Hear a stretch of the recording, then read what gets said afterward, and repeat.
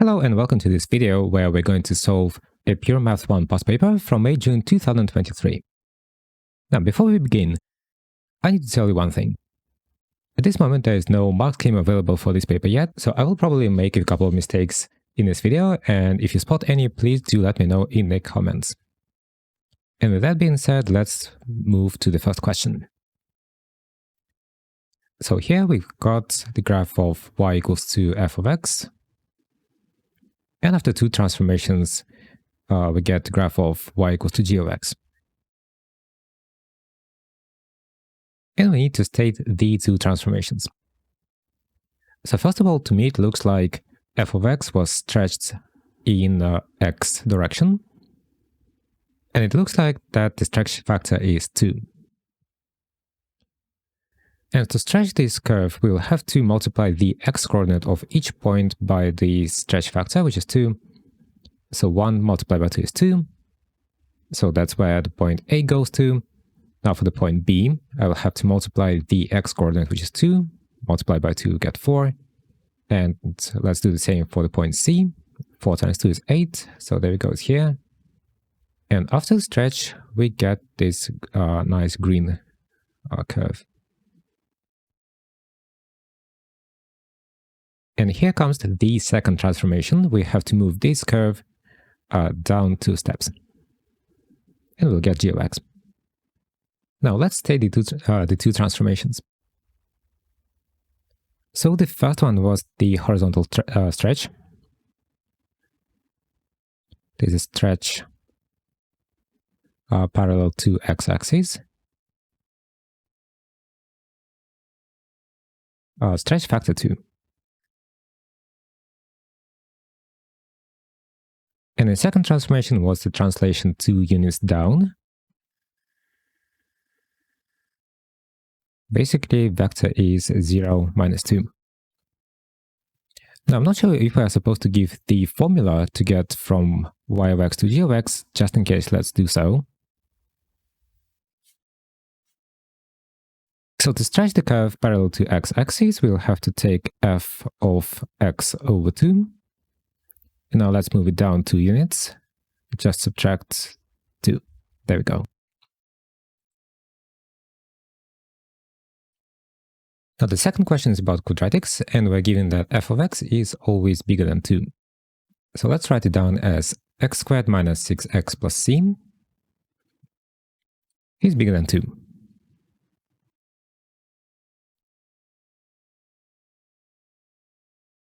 To begin with, let's move 2 to the left-hand side. Now we're given that this inequality is true for all values of x.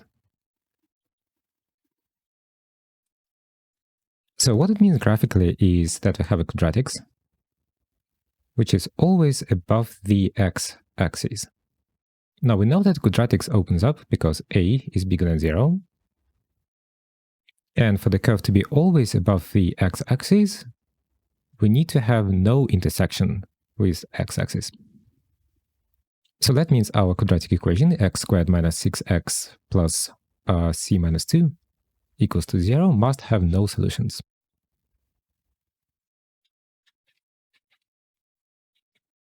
Now the question is when this happens. And it happens when b squared minus 4ac is less than 0.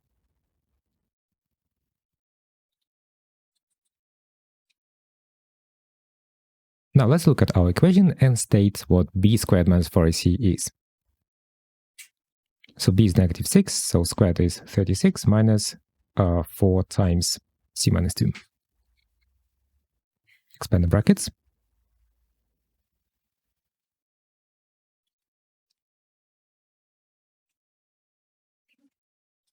Collect the like terms and get 44 minus 4c. Now we know that this must be less than 0. And all we have to do is to solve it.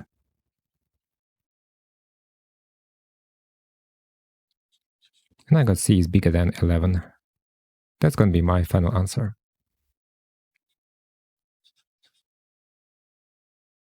Let's have a look at the next one.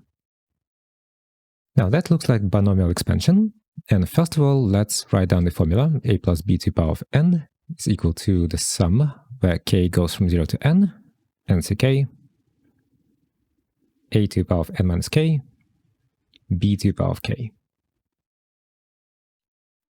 And now let's apply this formula to our case.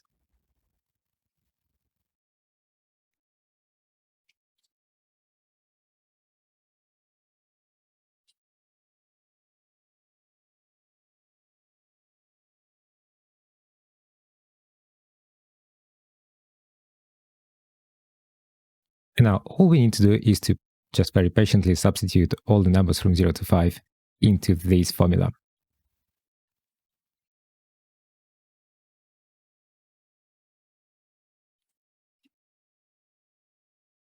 So that's when k equals to 0. Let's substitute k equals to 1.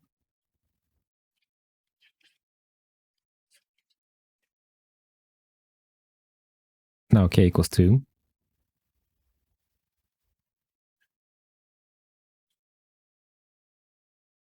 Okay, this time k equals to 3. So 5c is 3x squared, and in brackets 2 over x to the power of 3. Moving on. Now k equals to 4.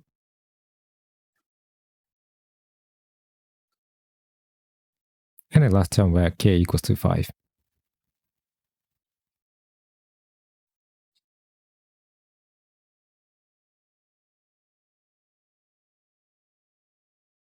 Okay, now let's simplify the whole thing a little bit. I'm going to calculate NCK in each case first.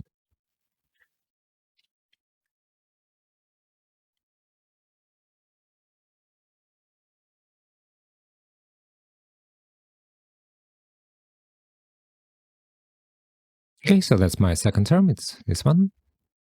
Now let's move on to this one, and we'll get 10x cubed. 2 squared is 4, divided by x squared. Next one, this one.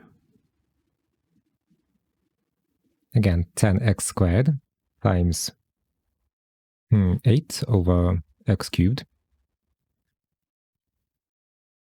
And carry on with the last two terms.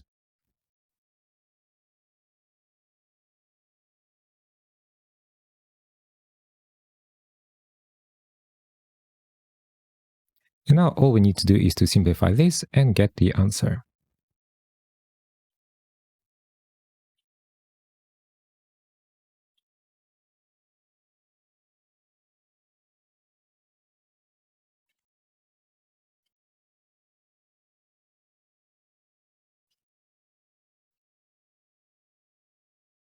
Question B is next.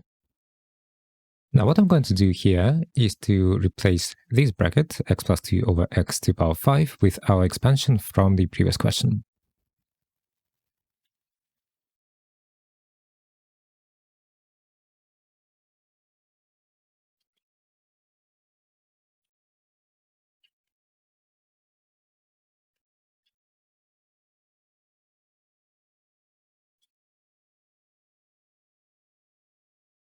Now, I'm not going to multiply every single term, because what we're interested in is the coefficient of x and 1 over x. So how can I get something with x and 1 over x?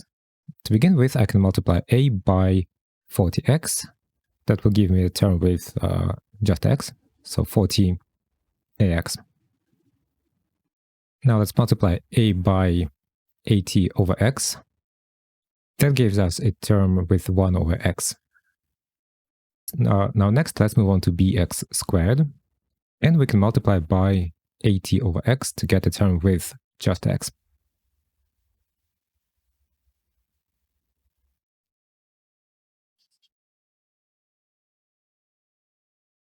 And I think the last term is this one.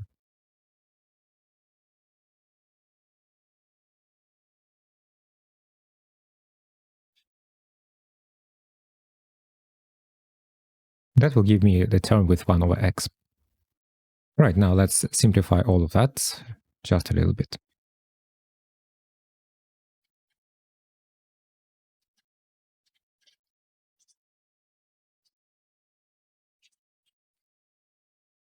Now, what we're given is that the coefficient of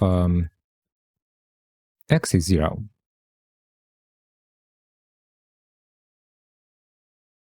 So now let's write down all the terms with just x. It's this one and that one. So 40a plus 80b. That must be equal to 0, and the coefficient of 1 over x, that will be these two. 80a plus 80b. And the question said that this must be equal to 80.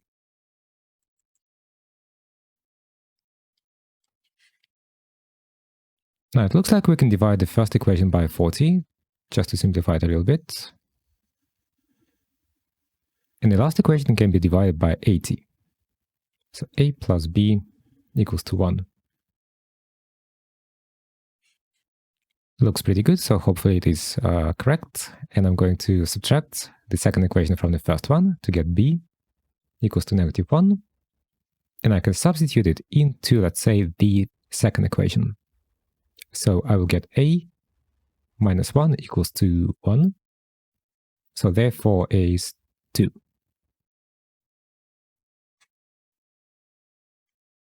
So a is 2, b equals to -1.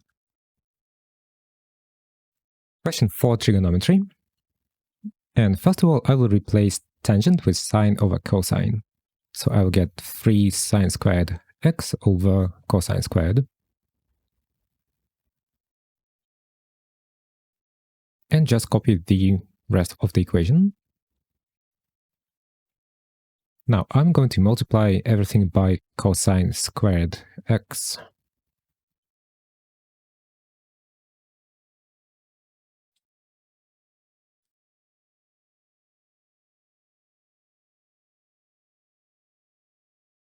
And if you look at our question, we are supposed to rewrite the equation in terms of cosine. So we'll have to express sine squared as 1 minus cosine squared.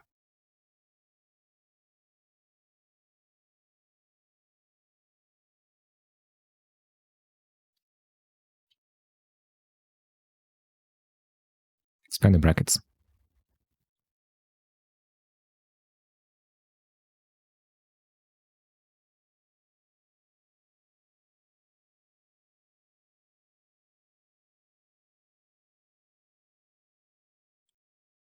And now we can collect the like terms. There's only one term with cosine to power 4. And we have a bunch of cosine squared.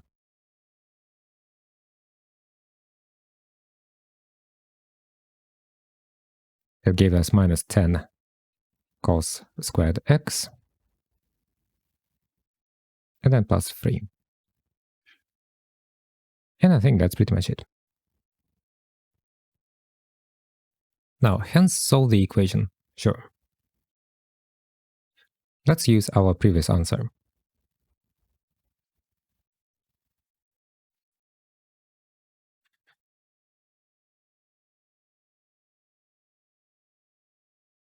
And here I will make the variable change. I will say that cosine squared x is equal to, let's say, c.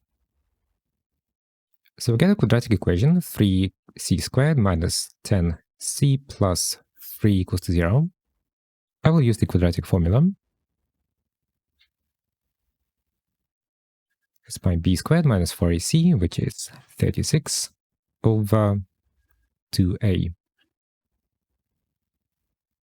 So we'll get 10 plus or minus square root of 64 over 6. Square root of 64 is 8 over 6. So if I take a plus sign, I'll get 3. If I take the minus sign, that's going to be negative third. Now let's change the variable back. Cosine squared x is equals to 3. So therefore, cos x is square root of 3. Don't forget plus or minus. But if we take the inverse cosine, we'll get, if you just do it on a calculator, we'll get a math error. That's because square root of 3 is bigger than 1. So no solutions here. So I just realized that should be positive a third.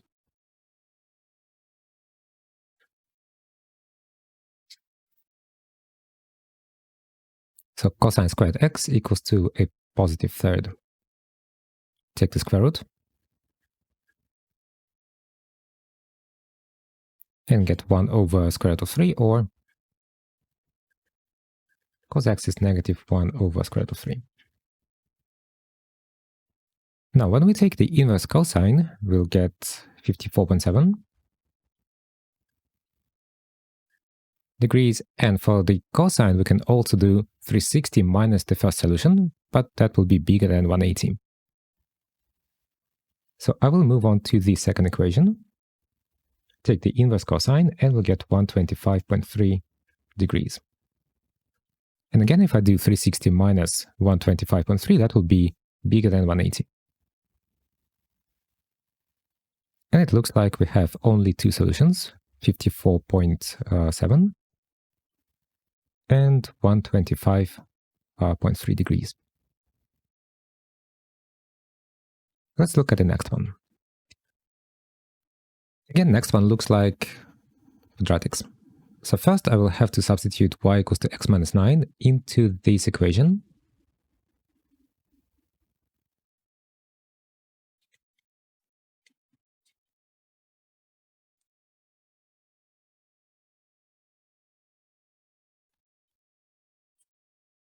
Carry on and simplify.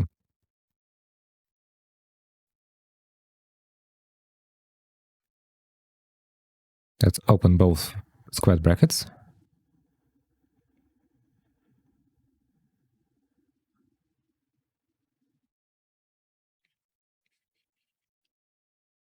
Move 40 to the left-hand side with a negative sign, and then just simplify, collect the like terms.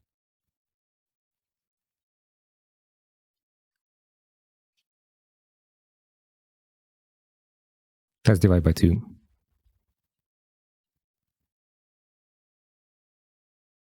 And I feel like I can solve it by factorizing. It looks pretty easy. Now the product of the two numbers must be negative 7, and their sum should be negative 6. So must be plus and minus. I would say it's 1 and 7. Now the product of the two brackets equals to 0 when either the first bracket is 0 or the second one.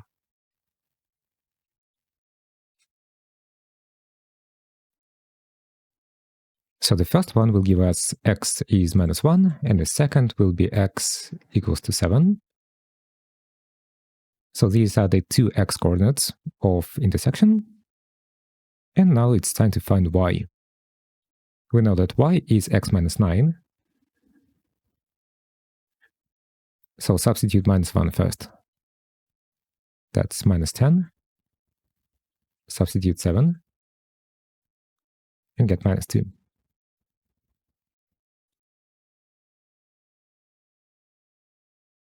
And we get minus 1 and minus 10.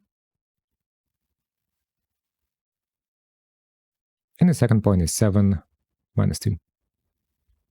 Ta-dam! Alright, next one is the equation of the circle, which looks like x minus a squared plus y minus b squared equals to r squared. And a and b is the center.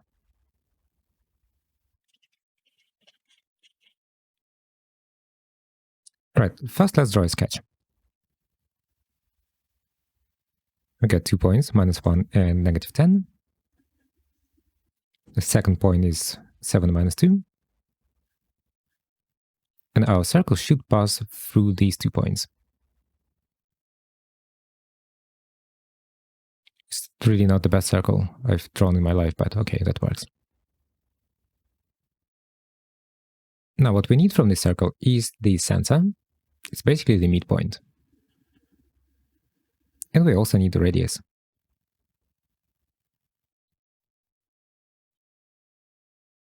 Okay, let's start with the midpoint.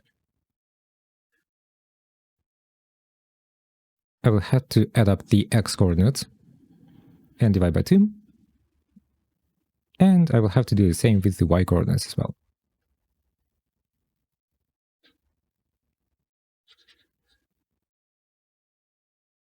Three and minus 6. So that's my center of the circle. And for the radius, I'll just use the formula for the distance between the point M and this point. Let's say it's B. This one's A.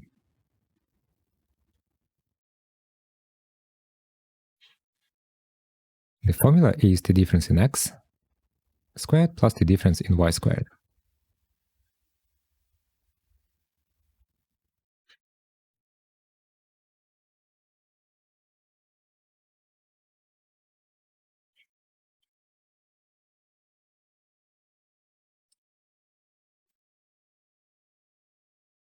So it's 16 plus 16, which is square root of 32. Okay, and now let's combine all of this together into one equation of the circle. X minus 3 squared plus y minus minus 6 will be plus 6. R squared is 32. Okay, looks like we're done. Question 6 is about the circular measure. And first, we're given that the length of the arc AB is 9.6. Let's use the formula for the length of the arc, which is radius times the angle in radians. And we know that it's 9.6. And we also know that the area of the sector OAB is 76.8.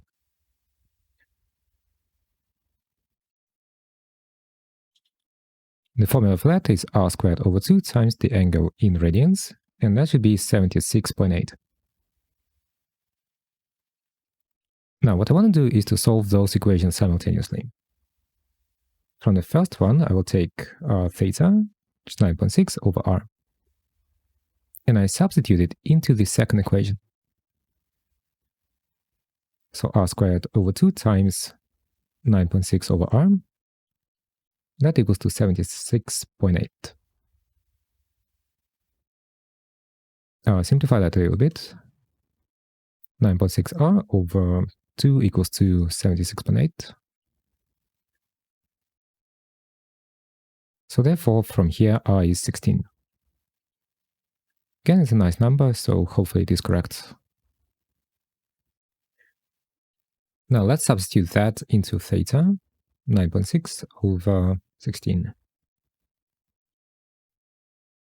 which is 0.6. Now, since we know both angle and the radius,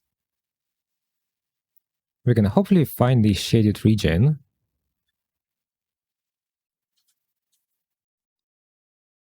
Just by looking at the picture, we can see that the shaded region should be the area of the sector, and then take away the area of the triangle.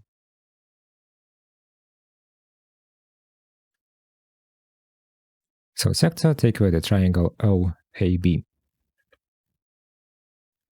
Now for the sector, we are given that the area is 76.8. And now for the triangle, we have a nice formula, half AB sine C.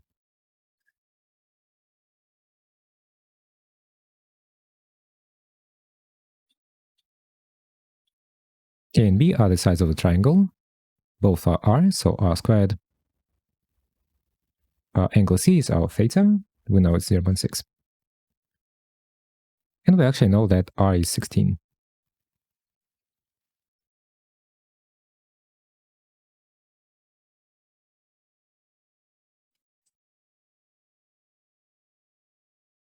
Now don't forget to switch your calculator into radians. And we'll get 76.8 minus 72.27, which is 4.53. And I'll keep that as the final answer.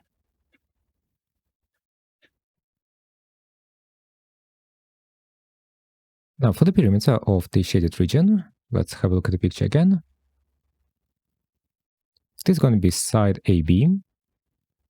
which can be found by cosine rule, plus the length of the arc AB, which is given in the question is 9.6.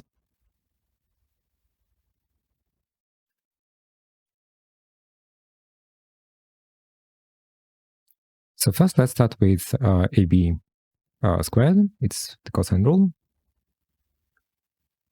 R squared plus R squared minus 2 R times R is R squared times the cosine of the angle in between, which is 0.6. Now we know that R is 16, so let's use that.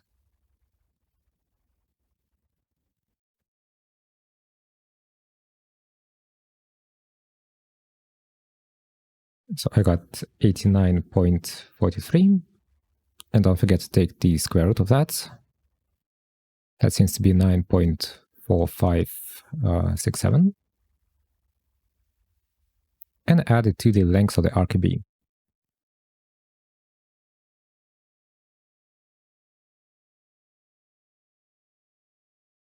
So I got 19.06.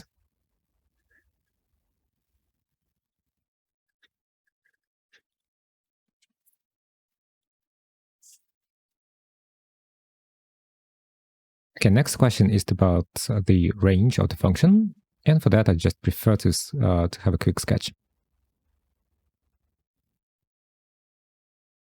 So look at the denominator of the fraction, x plus 2. So x plus 2 should not be equal to 0 because we can't divide by 0. So that means if x is negative 2, that our function is going to break. This vertical line is called an asymptote. Okay, and if you remember the graph of the function, it's going to look similar to that. So that's only minus 5 over x plus 2 part. Now we need to add up 2 to that. So that means our graph is going to move up 2 units. And it will look similar to this.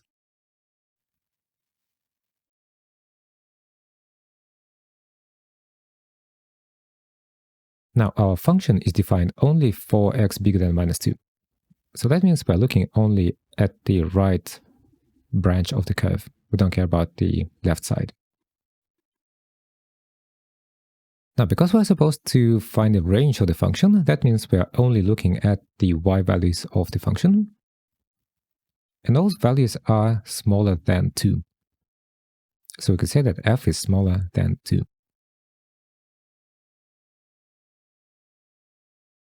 Now we're looking for the inverse function.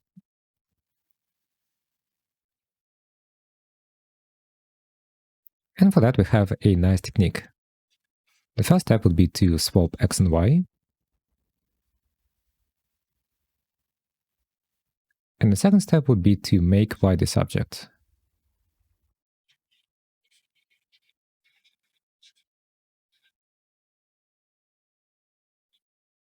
So first step, I'm going to just literally swap x and y.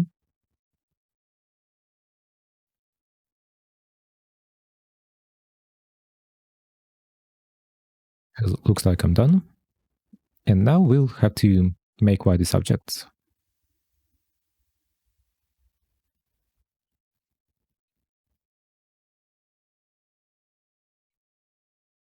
You can do it whatever way you want, but I will just move 2 to the other side. Now I multiply both sides by -1.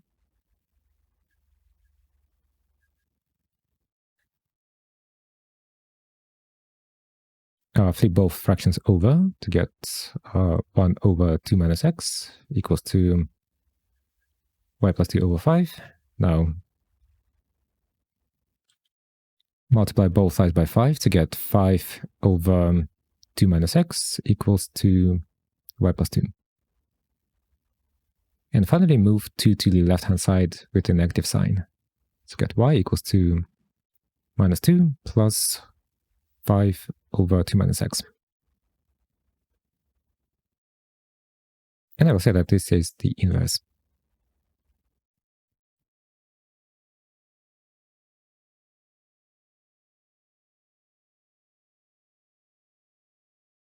Now the question is also asking about the domain of the inverse.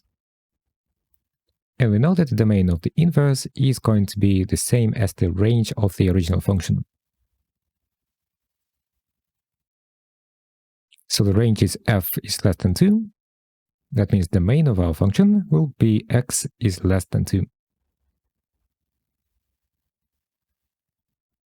And move on to the next one. Okay, now we have the composite function.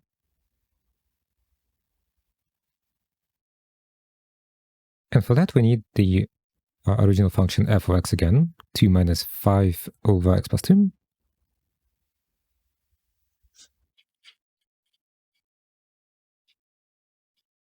Now, since we're looking for f of g of x, that means g goes into f in place of x.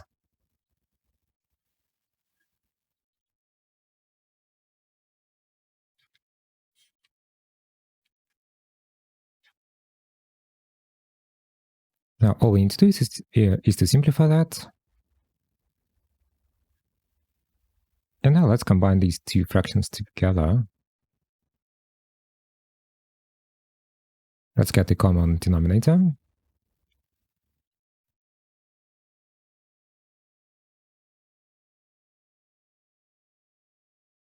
Expand the brackets.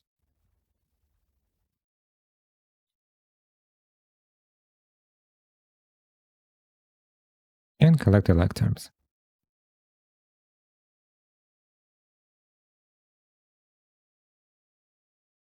That seems to be it.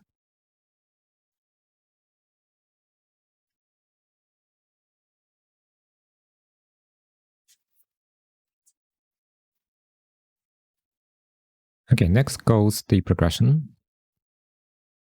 First term is a, and the second one is a squared over a plus 2. Now we're given that the progression is geometric, and we know that the sum to infinity is 264. Now let's use the formula for the sum to infinity, which is the first term over 1 minus r, where r is the ratio. How do we find the ratio?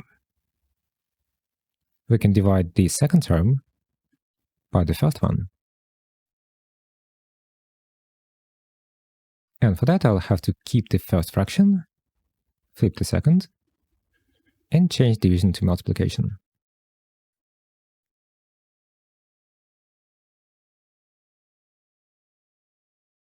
And now let's move back and substitute it into our formula.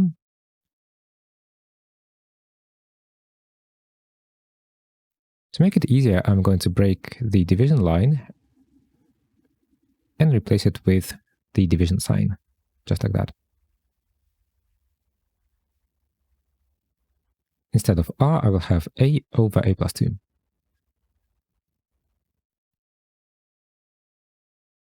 Now, I guess we're going to clean up a little bit.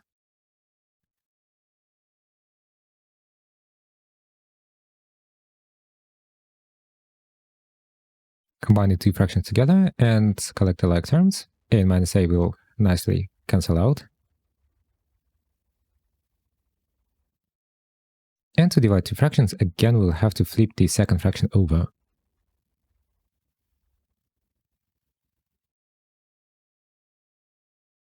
Multiply it out. And we're done. So a squared plus 2a over 2. That's going to be our sum to infinity. Now we're given that that should be equal to 264. To find a, let's multiply both sides of the equation by 2.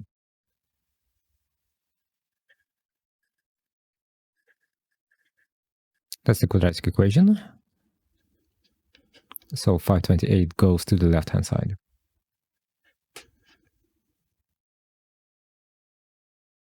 And I think in this time, I'll use the quadratic formula, which gives me minus 2 plus or minus. B squared is 4, minus and minus plus, over 2, okay. Let's carry on our calculations.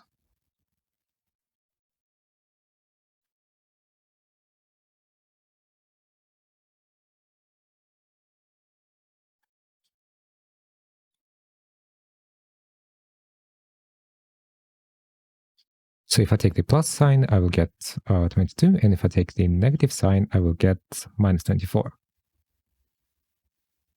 But the question says that a should be a positive constant.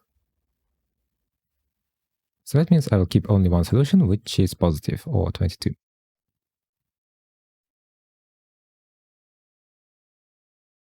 Now let's see the next one.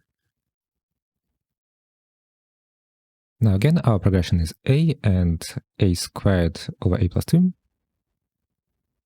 And now this time we're given that a is 6. So let's substitute 6 into both expressions, and we'll get 6 and 4.5.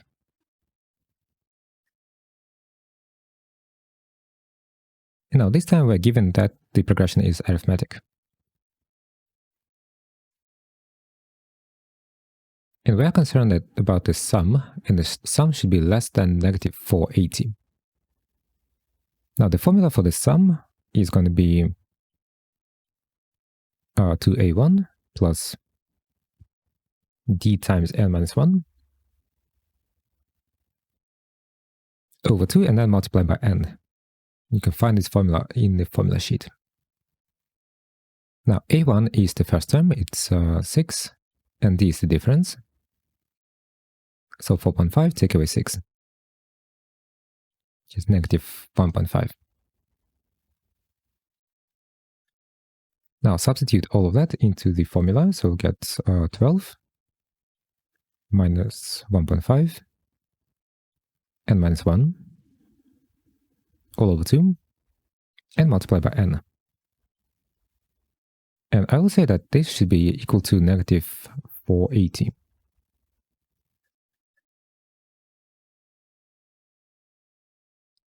And now we have to solve this equation. First, I will open the brackets on top of the fraction.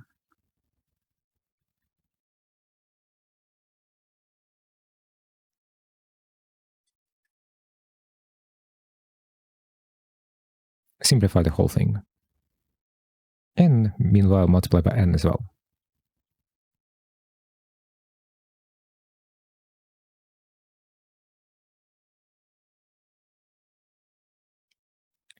Now get rid of the fraction by multiplying by 2.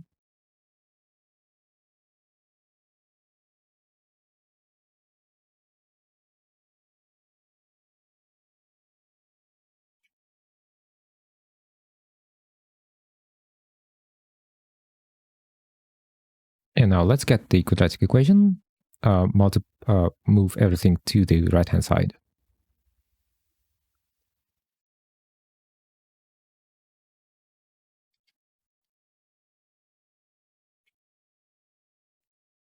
Now what I'm going to do is to divide everything by 1.5.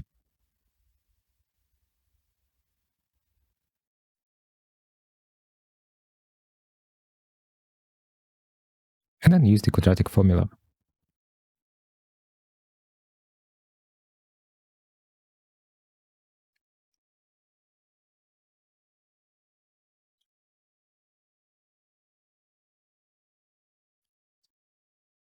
Now this time we don't get a nice number.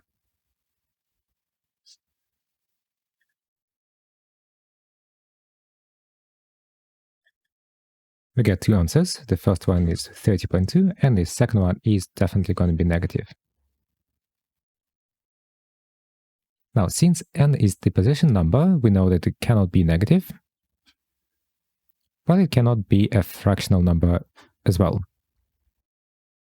Now, the question tells us that we are supposed to determine the least value of n to get the sum to become less than minus 480. Since we got 30.2, that means 30 terms will not be enough. And that means that we need 31 terms. So let's say n equals to 31. Okay, next question, we're given the derivative, and we are supposed to find the original function. So chances are we're going to integrate. But first of all, let's rewrite the derivative using indices.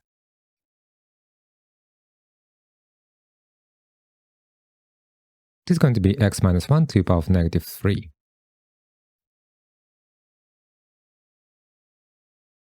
Now to find out f of x, we need to integrate.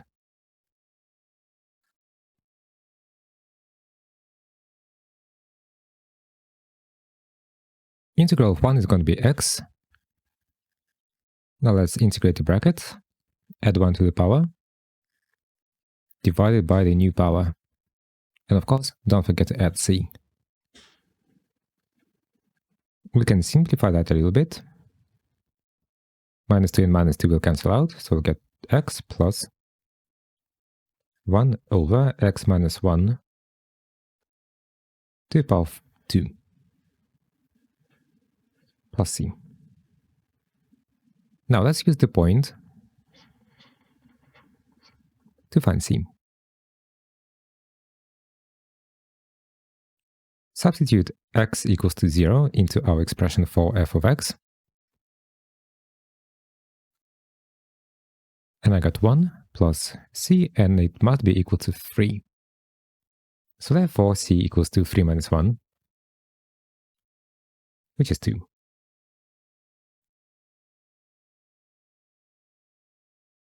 And now f of x is x plus 1 over x minus 1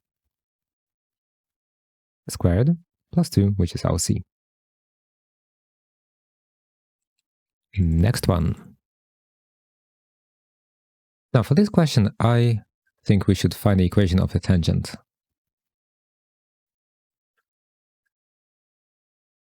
As always, it's going to be y equals to mx plus c, where m is going to be the gradient of the tangent, and we also know that this is given by the derivative at the point. So basically derivative of f, where x equals to 0. Now let's substitute 0 into the expression for the derivative in question A.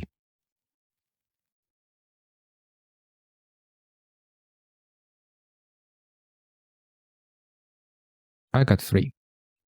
So therefore, the equation of the tangent is y equals to 3x plus c. Now, how do we find c? We need to use the point which is on this line. And we know such a point. It is a point 0, 3.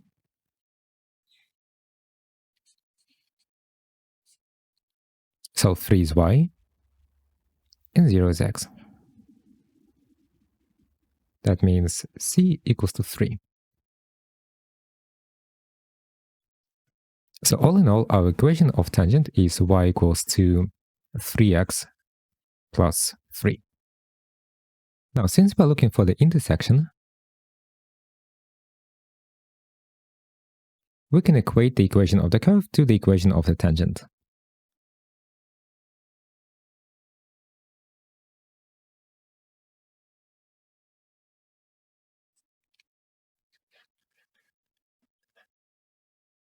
And simplify that.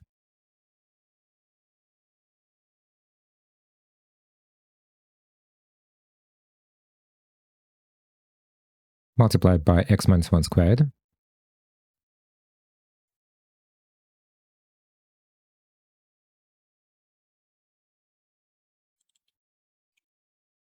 Now move 1 to the other side and we get 2x plus 1. X minus 1 squared minus 1 equals to 0. That's exactly what we were supposed to show. So we're done. Okay, now verify that 3 over 2 satisfies this equation. Sure. For that, we'll have to substitute x equals to 3 over 2 into our equation.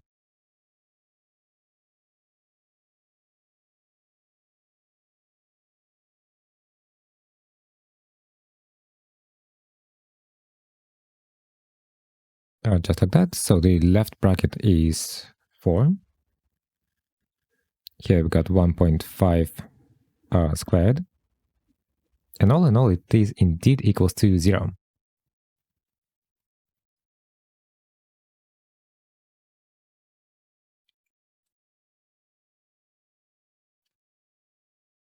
So therefore, x equals to 3 over 2 is the x-coordinate of the intersection. Now we need to find the y-coordinate. And we can use the equation of the tangent, which is 3x plus 3. Let's substitute 3 over 2 in there, or 1.5. And we'll get 3 times 1.5 plus another 3, so 7.5. Okay, 7.5 it is. Right, next question. Find the coordinates of the maximum point on a curve. So it's that one. And we know that this happens when the derivative dy dx is equal to 0. Now let's find dy dx of this function. Derivative of 9x is going to be 9. Next bracket, minus. Put the power in front, which is 3 over 2. Bracket. Subtract 1 from the power. 3 over 2 minus 1 is 1 over 2. Now don't forget about the chain rule. I will have to multiply this by the derivative of 2x plus 1, which is 2.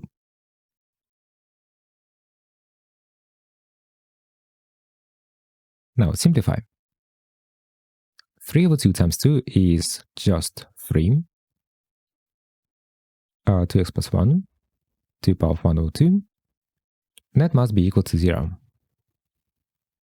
Now I think we should rewrite power of 1 over 2 as the square root. Just like that. Okay, now solve the equation.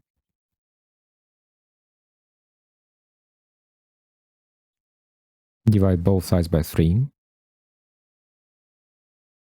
Now square.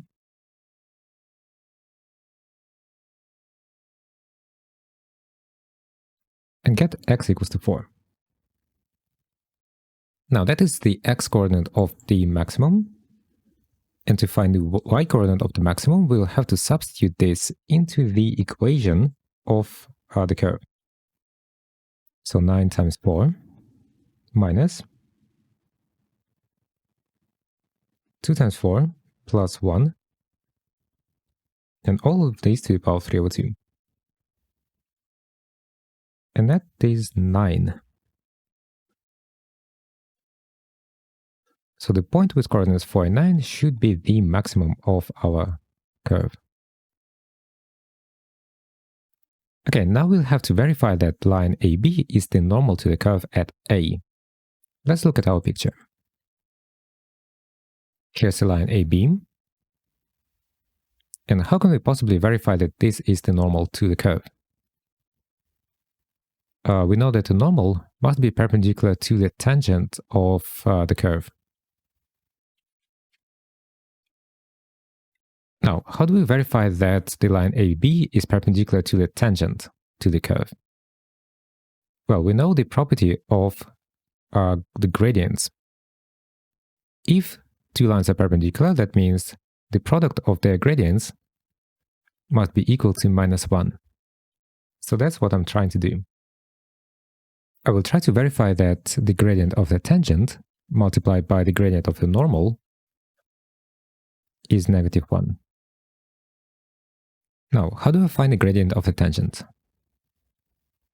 That is given by the derivative.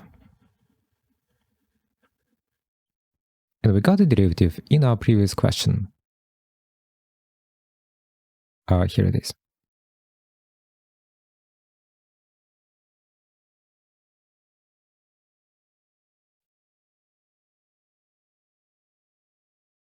Now, our point A has specific coordinates. It's 1.5 and 5.5. So to find the gradient of a tangent, I will substitute x is 1.5.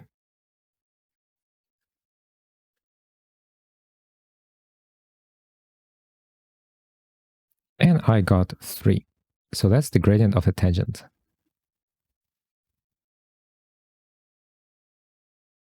At the point A. Now, how about the normal, or the gradient of AB? And for that, we could use the formula y2 minus y1 over x2 minus x1. So subtract the y coordinates and subtract the x coordinates.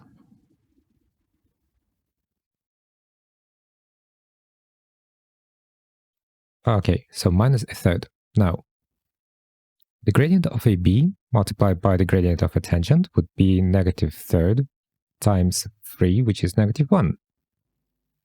So it means AB is perpendicular to the tangent.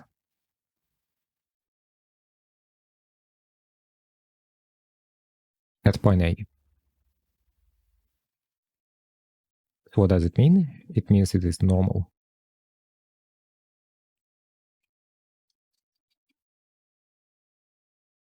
And finally, we'll have to find the area of the shaded region. Now, let's look at the picture one more time.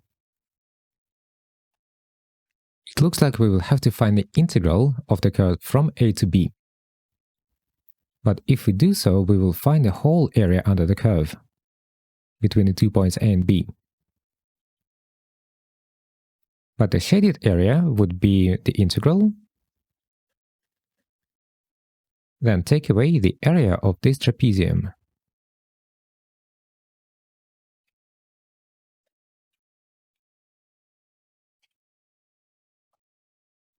Okay, and now it looks like we have a plan. It's going to be the integral from 1.5 to 7.5 of 9x minus 2x plus 1 to the power of 3 over 2 dx minus trapezium. So first I will find the integral. The integral of 9x is going to be 9x squared over 2 minus the bracket 2x plus 1. I will have to add 1 to the power to get 5 over 2 and divide by the new power. Now dividing by the fraction is the same as multiplying by the reciprocal. So I'll multiply by 2 over 5. And also don't forget, you'll have to divide by 2 just to compensate for the chain rule in differentiation. And that is from 1.5 to 7.5.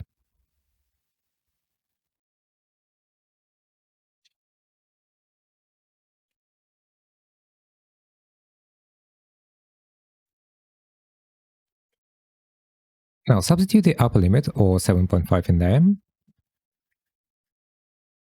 That's what I got. And then take away, substitute the lower limit. I got 149 over 40. Hopefully no mistakes here. All in all, I got 44.6. So that is the integral, or the area below the whole curve. Now remember, we also need the area of this trapezium.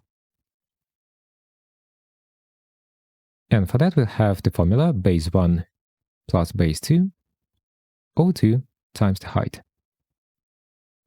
Base 1 of the trapezium is going to be 5.5. It's this side right here, 5.5.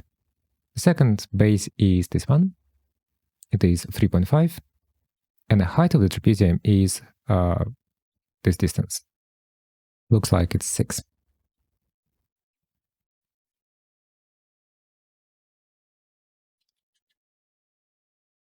So here's our trapezium, 3.5 plus 5.5 divided by 2 times the height 6. It is 27. So the area would be 44.6. Take away trapezium, which is 27, 17.6. I will keep this as the final answer.